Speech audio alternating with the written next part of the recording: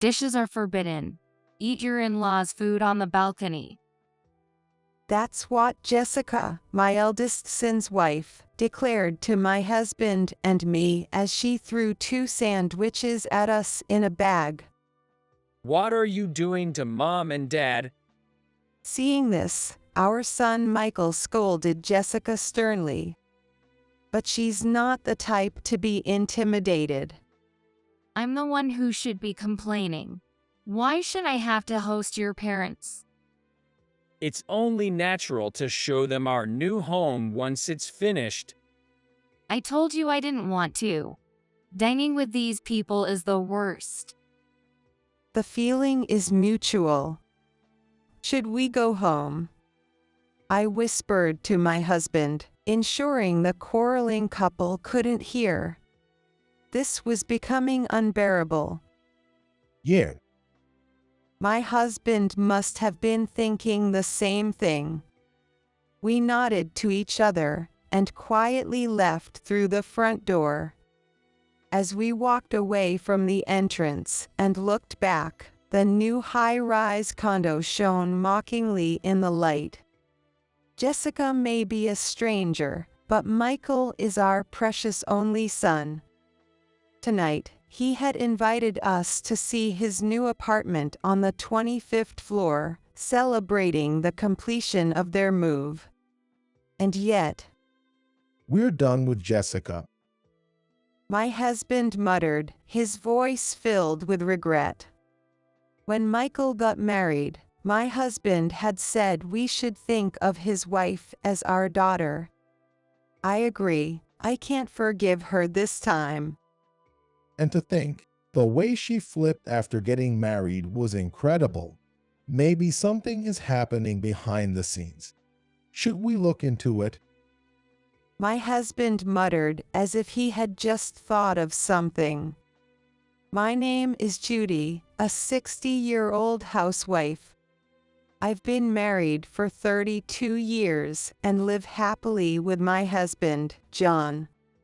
Last year, he stepped down from his company's day-to-day operations and became a consultant. His job involves some risk, so I was secretly relieved when he stopped visiting the site. Around the same time, our son Michael was a lawyer at a medium-sized law firm. He had decided to buy a condo and signed the purchase agreement as soon as he got engaged. While waiting for their new home, Michael and his wife lived in a rental apartment and finally moved into their new place. Unfortunately, their married life is far from happy. Mom, I'm beaten. Michael said one day, a month after the wedding, looking frustrated as he visited us. My husband and I sat on the living room sofa, drinking tea after dinner. What's wrong? You look upset. My husband asked, surprised. It's Jessica. She's changed completely, like she's someone else. It was rare to see our ordinarily calm son so distressed. Michael, did you feel that too? I can't believe how that sweet, smiling girl has changed. So you felt the same way, Mom. But that was all just Jessica's act. As soon as the wedding was over, she completely changed. It all started the morning after the wedding, when Jessica, the eldest son's wife, didn't wake up. Although he had taken the day off, he had plans to go out, so he tried to wake Jessica without a second thought. And then she just yelled at me, really scary like, I just woke her up normally. that's right. I just touched her shoulder while saying it's morning, and then she hit me with a pillow. What? Mom, please leave Michael to me. Jessica had said sweetly, smiling. I remember her face when she yelled, "Why do I have to be woken up just because it's morning?" What? It's normal to get up in the morning. I should have seen Jessica's true nature before we got married. They told me it's my fault. According to my eldest son, his wife's attitude changed that morning. She stopped smiling and barely spoke adequately. It was common for her to come home late or not at all. She does some housework, but considers it her contribution to the household expenses, since she's living off my son. It's like she's saying, I'm doing the housework, so don't complain.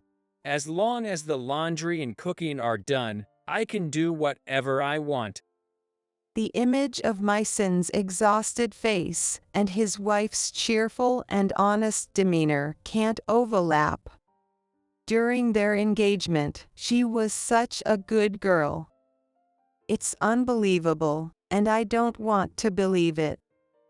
All my thoughts were shattered when I next met my daughter-in-law. Why do I have to keep pretending to be a good girl even after the wedding? She only let me in when I visited their apartment with an appointment. She just made a blatantly disgusted face at the door. There was no trace of her previous charming smile. Only a thick-skinned, selfish woman was there, twisting her face. I've been sucking up to you, calling you mom and all, but I'm not going to do it anymore. I'm officially Michael's wife now that I've finally registered our marriage. What's that supposed to mean? Life goes on. Yes, it does.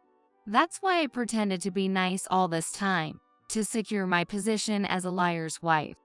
That way, I don't have to worry about money and can have a stable life. She sneered through her nose as she said that, looking like some devil. I shook my head and glared at her fiercely. I'm going to tell Michael about this conversation. Go ahead. I do the housework, and I'm not cheating, so I don't care what your family says. Even if he wants a divorce, I'm not at fault. What a way to speak. So, she married my son not for him but for the stable income of a lawyer. If you understand, then please leave. With that, she looked down on me with a scoff and threw a water bottle she happened to be holding. Ouch. Can you hear him telling you to leave? You're slow. She said with a nasty voice, and then she grabbed my shoulder, opened the front door, and pushed me out. Caught off guard, I ended up sitting down hard. But she didn't care and slammed the door shut loudly. Since then, until we were invited to the new high-rise condo my son bought, my husband and I had no more encounters with my daughter-in-law. However, I kept hearing stories from my son, so I knew about her unpleasant actions. As a mother, they were things I could not possibly forgive. I asked for a new dress shirt because the cuffs were frayed, and she sewed them up poorly with white thread on a blue shirt. Was it an expensive shirt? No, it was just a store brand on sale. Jessica said since it wasn't torn, it was still wearable. So, he ended up buying a new one with his allowance. Watching my son's tired side profile, I felt a surge of anger at his wife. He worked hard to get into law school and passed the bar exam, one of the most challenging. Why should he have to endure this? If she's that stingy with money, she should work herself. Jessica says she can't work because she must help at her family's coffee shop. But my anger was blown away by my son's words. She's so bold with us, but treasures her own family. It seems she does get paid for that, and she's buying makeup and clothes for herself. Typical gold digger, isn't she? What kind of makeup does she use? I asked casually, but my son's reply made me tilt my head. The shape of the bottle and the letters on it. It was an expensive facial lotion that cost about $100 a bottle. More expensive than the shirts my son wears. It may be time to think about divorce. I'd like to, but it's not as simple as just saying it. Plus, it doesn't look good for a lawyer to have a messy divorce, does it? My husband and I no longer have to see her, so there's no actual harm to us. But living under the same roof daily, my eldest son must be having a tough time. I harbor these uneasy feelings as time slips by. When my husband and I saw the attitude of my daughter-in-law upon the completion of the condo my son bought, our hurt feelings were not healed even after returning home from my son's condo. The adorable only son grew up and got himself a fine place. The day my husband and I visited for the first time should have been a treasured memory for us both. Dishes are off limits. Have your in-laws eat on the balcony. This harsh statement came from my daughter-in-law as she threw sandwiches at us. Even now, I can't forgive her for that expression. What are you doing to Mom and Dad? If my son hadn't spoken up, I might have confronted her. I'm the one who should be complaining. Why do I have to invite your parents over? It's only natural for parents to see their child's new home once it's completed. I told you I didn't want to. Dining with these people is the worst. Their argument unfolded afterward. It was immediately apparent that this was common. Is my son really living such a life, with his heart constantly snagged by his wife? Shall we go home? Yeah, The agreement from my husband was tinged with anger. And on the way home, he decided he would retaliate against my daughter-in-law somehow. Once home, my husband was so impatient he barely took his shoes off before pulling out his old tools from his active days. there's definitely something fishy about her. I'm going to uncover it. That's the detective's intuition, huh? Yay, something like that. In fact, the company my husband ran was a detective agency. And as the president, he was always on the front lines of investigations.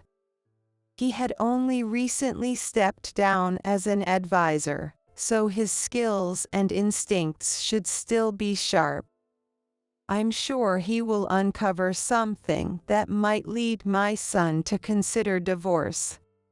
My husband started his investigation without telling our son.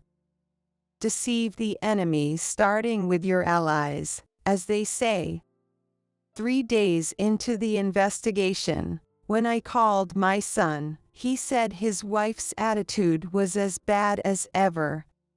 She wasn't happy that we invited you and Dad over, and she boycotted all household duties the next day. Wait, she didn't even cook. Worse, she didn't come home that night. But this is common. She doesn't come home when she's upset. Since my husband started the investigation, he'll catch her soon. I wanted to say that out loud, but I held it back. So far, there isn't any particularly problematic behavior. 3 nights into the investigation, my husband came home late and updated me on his progress. He was tailing my daughter-in-law every day, checking her activities.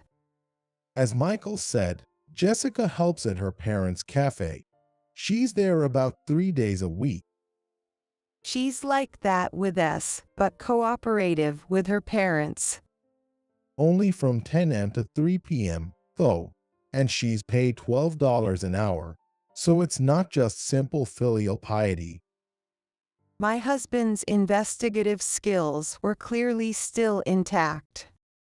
But while it's not exactly problematic behavior, something did catch my attention. He said, frowning. After finishing at the cafe, my daughter-in-law stopped at a department store on her way home. Even my fashion-ignorant husband recognized the high-end brand shop she entered with ease. When she came out, she was carrying a large shopping bag that looked like it could be a bag. I checked later, and even the cheapest bags from that brand cost at least $3,000. $3,000. Yay, it's suspicious. The money Jessica gets from her parents couldn't possibly cover that. Michael is still a young lawyer with a mortgage, so there isn't much spare money. Where did my daughter-in-law get the money for that bag? Does she have another source of income besides the family cafe? Well, I'll keep at it a little longer. There's definitely something there. My husband is feeling confident about the investigation. Soon, he's bound to uncover something. And that time came. A week after starting the investigation of my daughter-in-law. My husband came home one morning, his face showing fatigue and deep satisfaction. I found it, the source of Jessica's income. Proudly, he showed me a video he had taken. It was a cafe from a typical chain.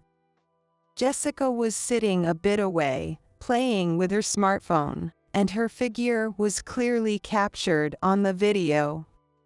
Then, a man appeared. He looked about our age, in his early 60s. Not someone you'd expect a 30-year-old woman like Jessica to hang out with as friends.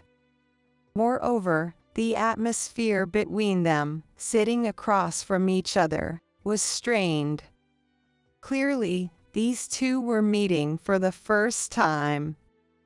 In a cafe with other available seats, why would two strangers sit face to face?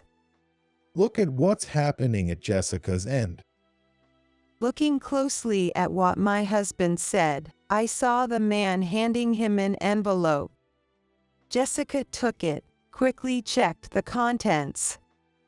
Undeniably cash. So, Jessica received money from a man she doesn't know. That's right. Despite having captured this himself, my husband had a look of disgust. From that alone, I could anticipate what was coming next. As expected, Jessica and the man left their seats together after confirming the money.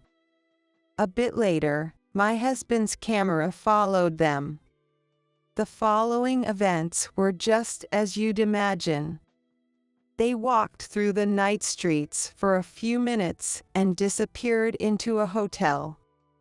I watched the hotel entrance, but they came out the morning. They separated at the entrance and didn't attempt any further contact. So, Jessica spent the night with a man for money.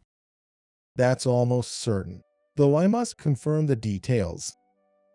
So, this is how my daughter-in-law has been making her money. Now I understand how she can afford luxury bags and cosmetics. I never imagined she was doing such things behind my son's back. As a mother, as a woman, I absolutely cannot forgive her, and I clenched my fists in anger. After completing his investigation, my husband called our son to explain everything. So, After looking at the investigative report my husband had prepared, My son sighed with frustration. Dad, thanks for looking into this. With this information, I can start the divorce process. It's no trouble, just pulling out the old skills. It's not that long ago. I'll confront Jessica with this when I get home. I'm coming with you since I conducted the investigation. I'll handle any objections. With that, my husband stood up with our son. I hurriedly followed them, eager to see how my husband and son would deliver their retribution to my daughter-in-law. You brought these people again? When we arrived at my son's condo, Jessica visibly showed her displeasure. I asked them to come because we need to discuss something important. Jessica, come to the living room. I told you not to bring these old folks here. When you're told to come, just come. My eldest son raised his voice, and his wife swallowed her words in surprise.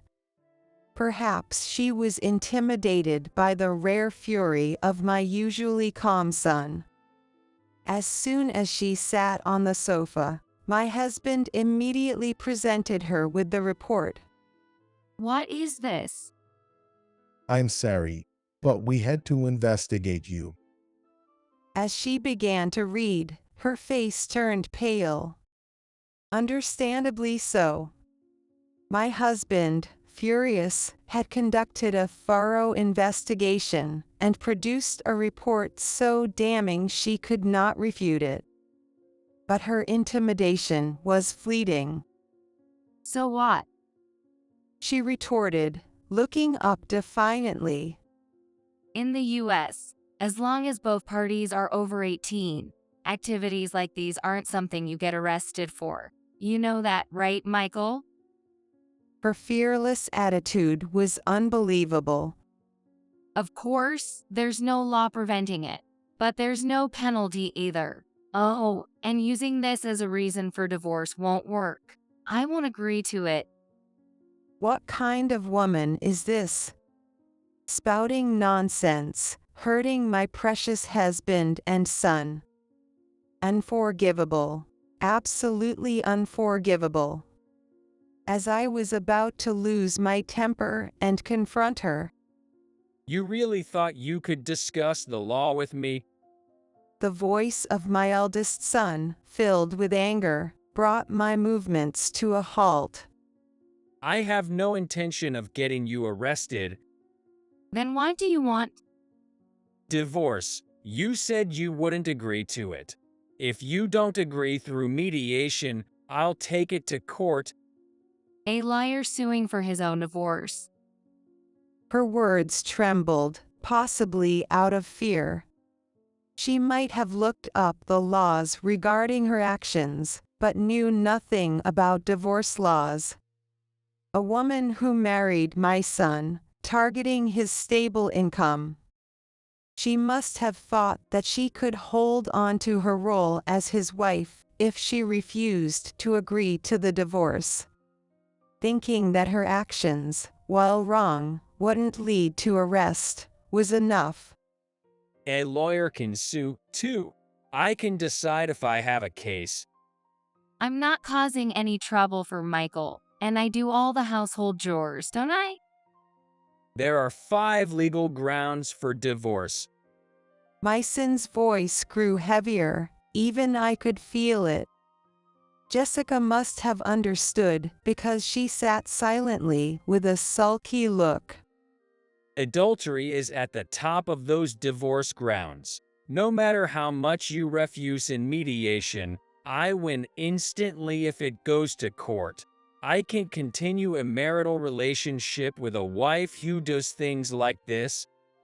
Realizing she was defeated, or perhaps searching for an excuse, she glanced through the report my husband had prepared again and began to cry. It's Michael's fault for not earning enough. She started her last desperate attempt. I heard that lawyers make over $1 million on average, so I targeted one as a spouse. but Michael's salary needs to be more. I can even afford brand name bags. At her words, I felt a surge of anger. What does she think of my son, who works so hard? I'm too angry to stay silent. How can you say that? Do you even realize the gravity of what you've done? It's okay, Mom. It's a waste of time talking to someone like her. My son stopped me and glared at his wife. I'll sue and make sure you pay a significant amount in alimony. If you don't like that, pack your things and leave this house right now. At those words, she broke down crying. She must have clearly realized that she stood no chance of winning. All right, I'll leave. Just drop the lawsuit. I can afford to pay any alimony. Then pack your bags quickly. Okay, I'll start after I have a glass of water. Oh, you want to drink water? That's when I spoke up again, returning her words from before. Cups are off limits. Outsiders' foolish daughters can drink rainwater on the balcony. Right after my daughter-in-law left the apartment, my son called her mother. He explained the situation and requested an email address for the detailed report. Initially skeptical, her mother must have been forced to acknowledge the truth after reading my husband's report. She reportedly turned away her daughter-in-law without letting her remove her shoes, arriving with her packed bags. Left with nowhere to go, my daughter-in-law began working in the nightlife service industry, providing accommodations. But such workplaces could be better. I heard she's being worked to the bone, struggling mightily. But a woman like that is forever a stranger to us now. My son submitted the divorce papers he had signed just before she left the house, severely cutting all ties.